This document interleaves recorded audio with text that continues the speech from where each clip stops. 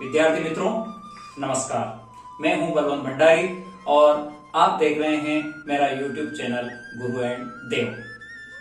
आज मैं विज्ञान का, भौतिक शास्त्र का एक उपकरण स्क्रू गेज लेकर आपके बीच उपस्थित हुआ हूं।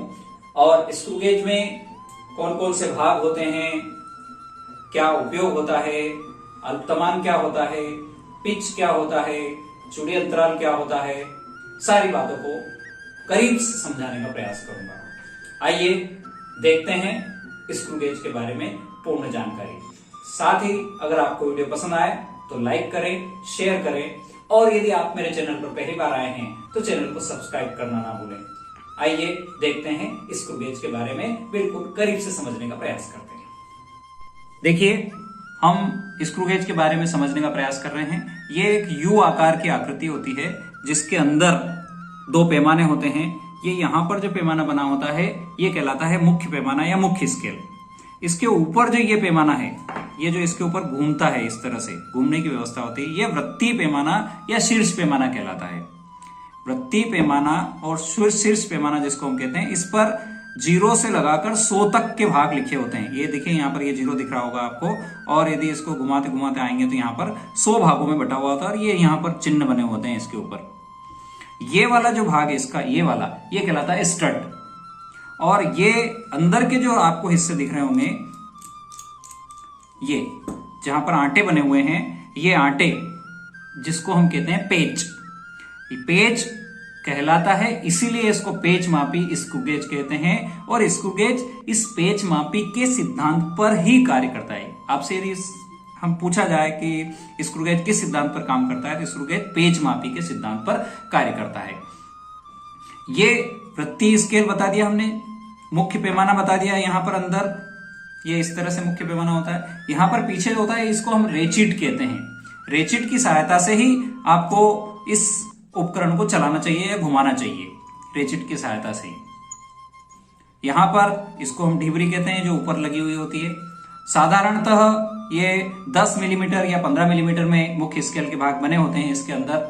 ये जो बाहर का बेलन दिख रहा है आपको, ये वाला खोखला बेलन होता है और खोखले बेलन के अंदर ये घूमने की व्यवस्था होती है। अब इस उपकरण का उपयोग कहां होता है? तो जैसे मान लो आपको बहुत पतला तार दिया है, इस तार का व्यास या अर्धव्यास ज्ञात करना हो तो इसको यहां पर इस तरह से पकड़कर रेचिट की सहायता से घुमाकर यहां लगा देते हैं इस तरह से। और लगाने के बाद यहां पर मुख्य स्केल का पार्ट और इस वृत्तीय पैमाने पर स्केल का पार्ट पढ़ के हम रीडिंग्स नोट कर सकते हैं। प्रयोग द्वारा हम अगले वीडियो में समझेंगे कि किस तरह से करते हैं। आज हम सिर्फ उपकरण को समझने का प्रयास कर रहे हैं।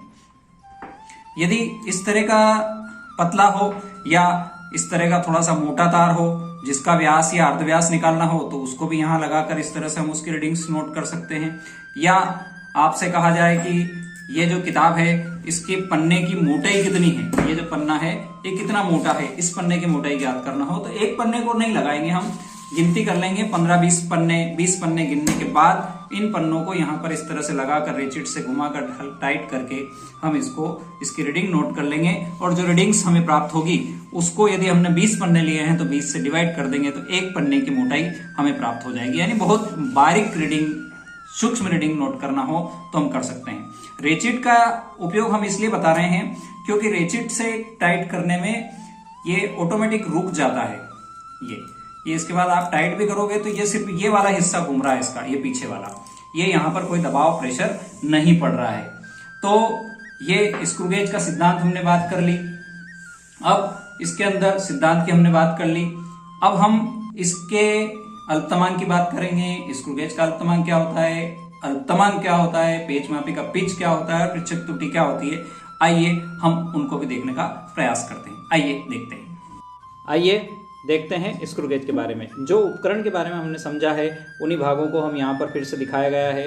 ये इसका स्टड है, ये यहाँ पर पेच बने हुए हैं, पेच यानी स्क्रू, ये ढिबरी, ये इसका मुख्य स्केल, और ये वाला जहाँ पर 100 भाग बने हुए हैं ये वृत्तीय स्केल या शीर्ष पैमाना कहलाता है। ये आपका खोखला बेलन, ये पीछे रेचिड बना हुआ है और ये यू आकार की एक पत्ती बनी हुई है और इस पत्ती पर ये इसको घुमाकर आगे पीछे बढ़ाकर किसी आल्पिन जैसी पतली तार का व्यास, अर्धव्यास ज्ञात करना या बहुत पतले कागज की शीट का मोटाई ज्ञात करना, ये सारी चीज़ें हम इसकी सहायता से ज्ञात कर सकते हैं।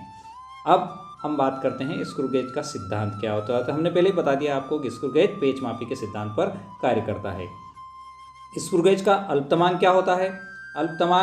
स्क्रू गेज का अल्पतमांक होता है पिच, और पिच में यदि वृत्तीय पैमाने पर बराबर भागों की संख्या का अपन डिवाइड कर दें या भाग दे दें तो हमें मिलेगा स्क्रू गेज का अल्पतमांक। ये बात करी हमने स्क्रू गेज के अल्पतमांक की। यदि अल्पतमांक, सिर्फ अल्पतमांक की हम बात करें तो अल्पतमांक लिस्ट काउंट जो होता है, किसी भी यंत्र द्वारा कम से कम नापी जाने वाली माप अल्पतमांक कहलाती है।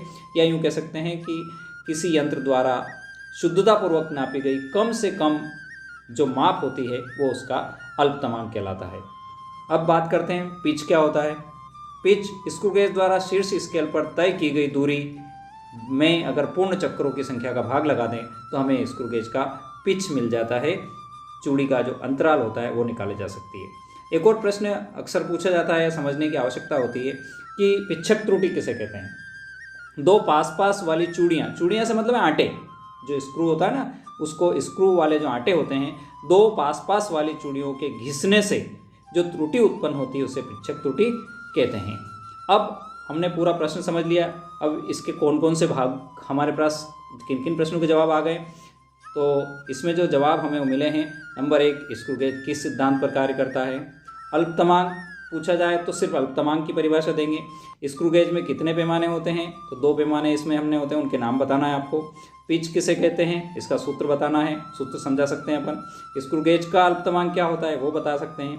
इसके भागों के नाम लिख सकते हैं और इसके उपयोग हम बता सकते हैं। अगर आपको वीडियो पसंद आया हो तो लाइक करें, शेयर करें और अपने दोस्तों को बताएं। और यदि आप चैनल पर पहली बार आए हैं तो चैनल को सब्सक्राइब करना ना भूलें। Okay, thank you. जय जिनेंद्र।